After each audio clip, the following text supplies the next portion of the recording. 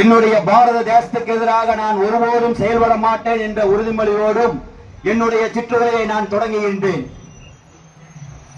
இந்த வீர இந்து சேவா சார்பாக நடைபெறுகின்ற விநாயகர் விதர்சன ஊர்வலத்திற்கு வருகை தந்துள்ள பாரதிய ஜனதா கட்சியினுடைய கிழக்கு ஒன்றிய தலைவர் அன்பு சகோதரர் ரவிக்குமார் அவர்களையும், பாரதிய ஜனதா கட்சியினுடைய சூலூர் நகர தலைவர் அசோக்குமார் அவர்களையும், இளைஞரணியைச் சேர்ந்த மகேஷ்குமார் அவர்களையும் மற்றும் இந்த விசேஷ ஊர்வலத்துக்காக சிறப்பான முறையில் நிறுவன தலைவரோடு இணைந்து பணியாற்றிக் கொண்டிருக்கும் வீர இந்து சேவனுடைய மாவட்ட தலைவர் என்னுடைய அன்பு சகோதரர் கோவிந்தராஜ் அவர்களுக்கும் மற்றும் வீர இந்து சேவாவை சேர்ந்த அனைத்து நிர்வாகிகளுக்கும் என்னுடைய வணக்கத்தை தெரிவித்துக் கொள்கின்றேன். நேரமின்மை காரணத்தினால் அனைவருடைய பெயரையும் சொல்ல முடியவில்லை.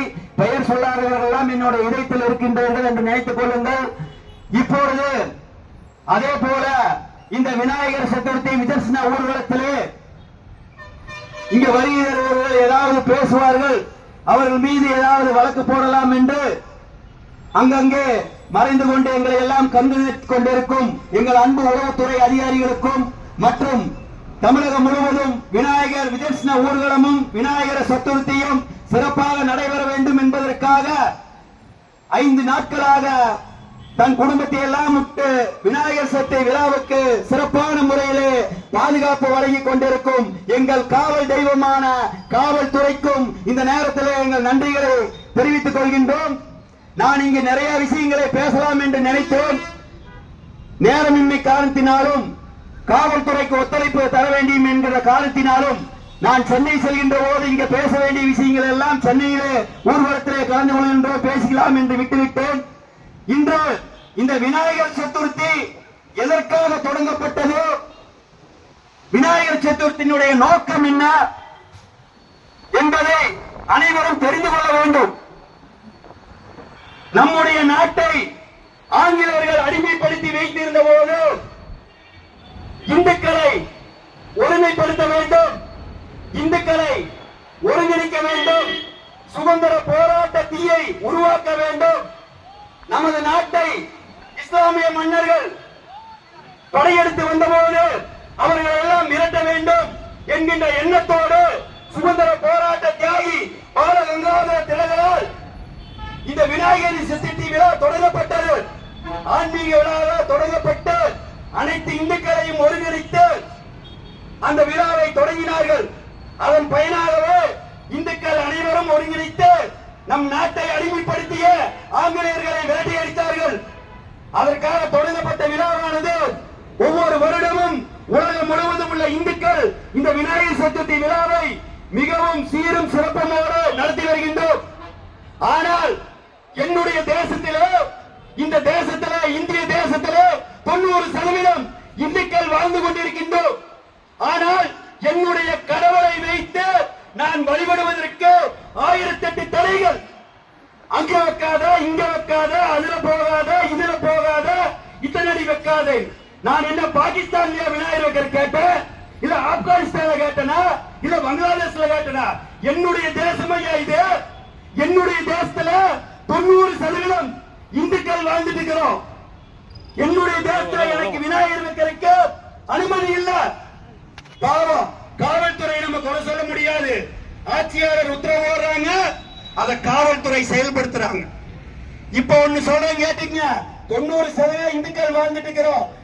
இன்னைக்கு சொல்றாங்க இந்த நாடானது ஒரு ஜனநாயக நாடு, இந்த நாட்டில் வாழக்கூடிய அனைத்து மக்களுக்கும் அனைத்து உரிமைகள் இருக்குதுங்கிறாங்க.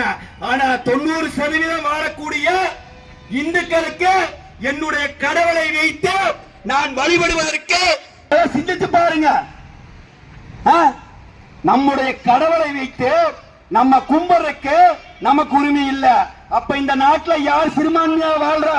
90% உள்ள இந்துக்கள் தான் சிறுபான்மையா வாழ்ந்துட்டு இருக்கிறோம். இத முதல்ல புரிந்து கொள்ள வேண்டியவங்க யார் தெரியுமா? இந்த நடுநிலை இந்துக்கள்.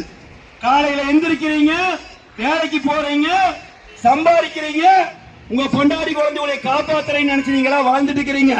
இங்க வந்து உட்கார்ந்து இருக்கிறாங்க இல்லையா, இவங்க எல்லாம் அவங்க குடும்பத்துக்காக வரல, இந்து மதத்துக்காகவும் இந்து மதத்தினுடைய உரிமைகளை காப்பதற்காகவும் இந்து மதத்தினுடைய கலாச்சாரத்தை காப்பதற்காகவும் இந்து கோயில்களை காப்பதற்காக தான் நாங்கெல்லாம் இன்னைக்கு வீதியில வந்து இந்த விநாயகரை வைத்து பேசிட்டு இருக்கிறோம்.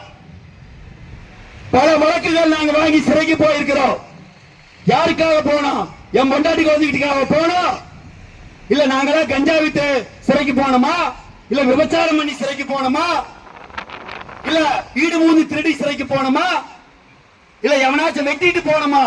இல்ல, என்னுடைய இந்து மதத்தை காக்கணும், என்னுடைய இந்து கலாச்சாரத்தை காக்கணும், என்னுடைய இந்து பண்பாட்டை காக்கணும், என்னுடைய இந்து கோயில்களை காக்கணும் தான் நாங்க ஜெயிலுக்கு போயிருக்கிறோம்.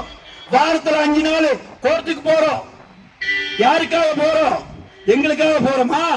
என்னுடைய இந்து மதம், நான் பிறந்த இந்து மதத்தினுடைய உரிமைகள் பறிக்கப்படக்கூடாது.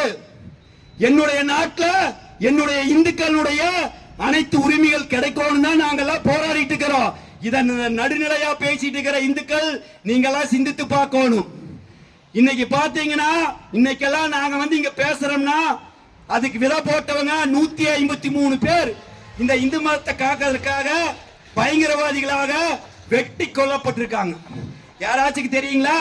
153 பேர் இந்து மதத்தை காக்கணுங்கிறதுக்காக குரல் கொடுத்த ஒரே காரணத்துக்காக பயங்கரவாதிகளால வெட்டி படுகொலை செய்யப்பட்டிருக்காங்க. 1989 இந்த கோவையில முதல் விதையிட்டவர் வீர கணேஷ் என்பவர். கோவை கோட்டமேட்ல சாக்கா RSS சாக்கா எடுத்ததுக்காக திட்டமிட்டு பயங்கரவாதிகளால் பத்வா அறிவித்து உங்களை கொலை செய்ய